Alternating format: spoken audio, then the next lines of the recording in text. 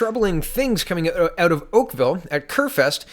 There were PPC candidates who were kicked out for promoting the PPC. They had PPC hats on, they had PPC gear on, and, well, if there is a public access, if you can get into a place without having to pay, then that is not allowed. And I don't know what Kerfest is. I don't know if you have to pay admission, and if the gates are closed if you don't pay admission. We have in Guelph, we have Riverside Park, and during fireworks, you don't have to pay, but it's suggested, right? That would still be an open place where you would be expected to be able to campaign, not be able to be kicked out for political reasons. And, well, here we go. Guys, meeting for MP Oakville. I am just standing outside of the event of the Kerr Fest, what I was just in a moment ago. I just got word now that Terrence Young is inside the festival, and he is also promoting himself. Why isn't he being kicked out? So it's interesting, right? Rules for PPC and not rules for anyone else. It seems that way, but that's not legal, and not legal in Canada, and it's enshrined in the Elections Act. Sorry if my tab's taking a little bit of time there. Okay, here's a letter from the Chief Electoral Officer, and it says, "Dear Sir or Madam, I'm writing to inform you of certain provisions in the Canada Elections Act. The Act gives candidates and their representatives a right of access to buildings, lands, streets, or other places that are open without charge to the public. It is an offense under the Canada Elections Act for persons in control of public places, such as shopping malls, to prevent candidates and their representatives from campaigning when the premises are open without charge to members of the public. The right of access exists equally for all candidates, irrespective of their political affiliation or the views that they promote. The only exception are if the campaign activities would be incompatible with the function and purpose of the place or inconsistent with public safety. These are narrow exceptions that I expect will find application only in rare circumstance." So that's pretty clear. So as I said, I'm not sure if Kerfest requires an admission or not, but if they don't, or if there's an option to not pay, then these people are in violation of that rule, that law. That would be an offense under the Canada Elections Act. That would be up to a fine of $5,000. So I hope that this doesn't get worse.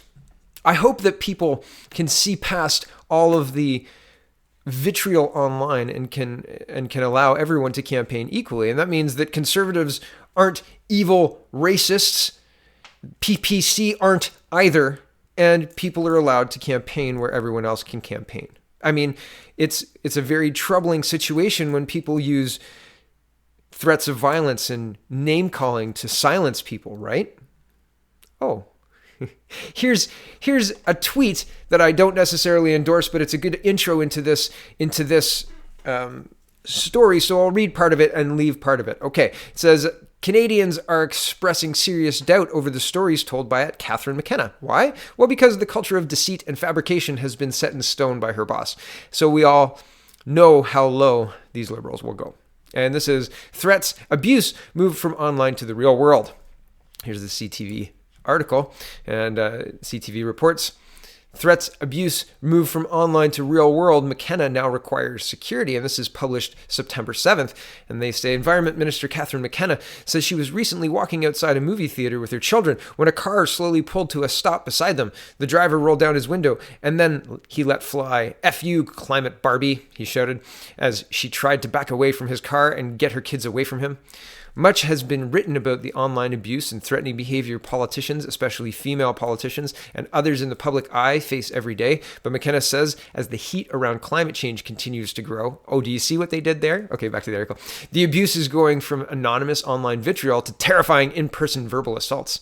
The incident at the movie theater is just one of several times her kids have been with her when someone in public began to yell at her. She's been called the C word, a traitor, an enemy, and a communist piece of garbage. Her family's safety has been threatened more than once. Some people have wished she and her children will get a fatal disease. She has received sexualized messages so hateful they could be enough to make even the hardest of hearts skip a beat. TikTok, Barbie B, one read. "You're a stain on this country and I hope you rot in hell," said another. The threats have become real enough that Mckenna sometimes now requires a security detail, a level of protection even cabinet ministers don't usually get. But have you seen Trudeau's security detail recently? There's like 15 guys in it. Yeah, it's crazy. Back to the article. "There are places, yes, that I have to have security now, and I don't think that's a great situation," she said. I'm someone who's trying to do my job, live my life, and talk and engage with people, and it makes it harder. I'm not going to let this stop me, but I wish it would stop. Mckenna would not elaborate on the security needs so as not to reveal when she has less protection. She said that online abuse in particular has been going on since she was elected, but that in recent months it has gotten much worse in person. The challenges, the increase of this is worrying for everyone, she said. Yeah, it's not like the principal secretary to the prime minister is calling everyone who disagrees with him Nazis or anything. Oh, right. Here's principal secretary to the prime minister, Gerald Butts, way back in February 8th when he was still principal secretary and this is like the day that SNC Lavalin broke. Okay. So he says, quote, "The lesson to take from this joke being torqued by InfoWars and the other alt-right Nazi friends of the rebel is they're paying attention. Game on." And this is in response to Andrew Archenberg, the response to Paul Joseph Watson's video about Justin Trudeau being a meme, essentially. And who could forget when Bill Morneau called Lisa Raitt a Neanderthal, and I don't think he's apologized. And so the vitriol is being thrown around quite a lot, Miss Mckenna. It's your party that's doing it quite a lot of the time. And so when you set that example, when you and your acolytes in your prime minister's office and your inner circle behave in that way, what do you expect?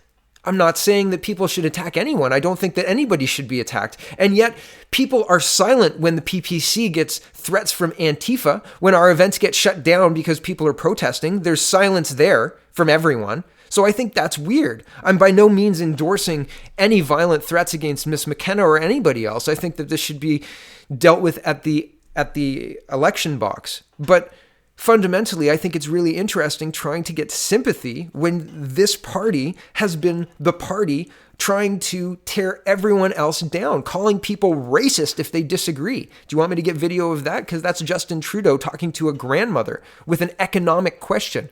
How much time before the $173 million you spent on non-citizens gets paid back, Mr. Trudeau? That racism is not tolerated in our country, says Trudeau. Unbelievable. And I just don't have time right now to run and get that link, but it's there. I've reported on it many times. It's unbelievable. So the party that is more than comfortable calling people Nazis and racists gets a little uncomfortable when somebody says, "Climate Barbie, your time is almost up," because people are so frustrated with being ignored by you that they can't possibly contain themselves. I mean, no, I don't think anyone should be attacked for their political views. Not in public, not with their kids. But you're not going to get my sympathy at this point in time. I don't believe it happened. Not at this point.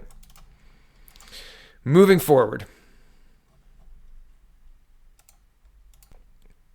Oh, right. I was going to show you the hypocrisy of the climate minister, because she's talking about climate change, which has absolutely no concrete anything. And I mean, here's the pipe that's pumping 120 million liters of raw sewage into the Strait of Juan de Fuca every day. Vancouver, yeah, I mean, there's the pipe. There it is. I mean, why are we dealing with that? That was being dealt with by the Harper government. And municipalities were fighting it, and the Harper government was funding it, and it was a big political scandal. And then Climate Minister Mckenna came in and authorized both Montreal and Victoria to discharge into waterways. Yeah. Here's money laundering, because money laundering is a big deal, but apparently not this one. And operating an illegal gaming operation. Not a big deal, just one day. September 7th. Vancouver man gets 1 day in jail for running a legal gaming operation in $4 million home. A Vancouver man has been sentenced to a day in jail in connection with an illegal gambling operation operated out of an expensive Saguenay home. Sorry, I've got that wrong. Russell Lim was also sentenced to 18 months probation after pleading guilty to one charge of keeping a gaming or better house. Friday, a home connected to Lim was raided by police and members of the Combined Forces Special Enforcement Unit on February 1st. The home, which sits off Greenville Street on the 1400 block of West 37th Avenue, is assessed at nearly $4 million. A day after the raid, a man who identified himself as Lim told Global News about 40 heavily armed police officers had entered the home and confiscated his card table and cell phone. He said he was just playing cards with friends and they were doing nothing wrong. 2 women identified in court documents as Alice Setzo and Yan Jeanette Wang were also arrested and charged along with Lim. The charges against the women were stayed Friday despite submitting intentions to plead guilty. They were going to plead guilty, and the court said, no, forget about it. It's okay. Lim also told Global News in February another place of his near Clark and Hastings had been raided last year, an event he characterized as a misunderstanding.